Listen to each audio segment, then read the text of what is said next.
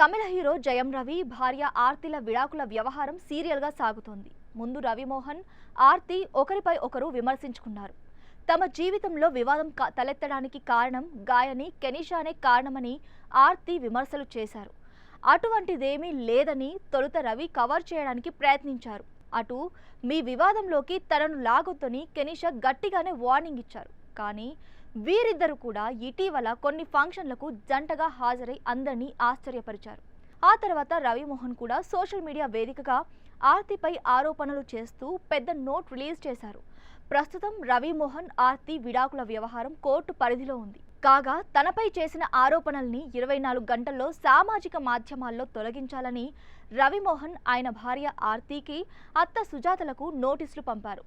ఇలాంటి పరిస్థితుల్లో ఆర్తి తల్లి సినీ, టీవీ సీరియళ్ల నిర్మాత సుజాత తన న్యాయవాది ద్వారా రవిమోహన్కు కూడా నోటీస్ పంపారు.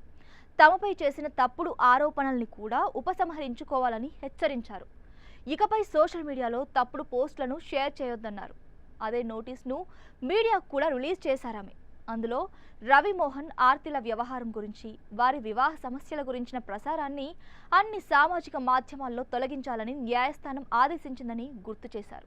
అదేవిధంగా రవిమోహన్, ఆర్తి ఆమె తల్లి సుజాతలకు వ్యతిరేకంగా ఎలాంటి ప్రచారం చేయకూడదని పేర్కొన్నారు. వీరి వివాదం ఎప్పుడు సద్దుమణుగుతుందో చూడాలి.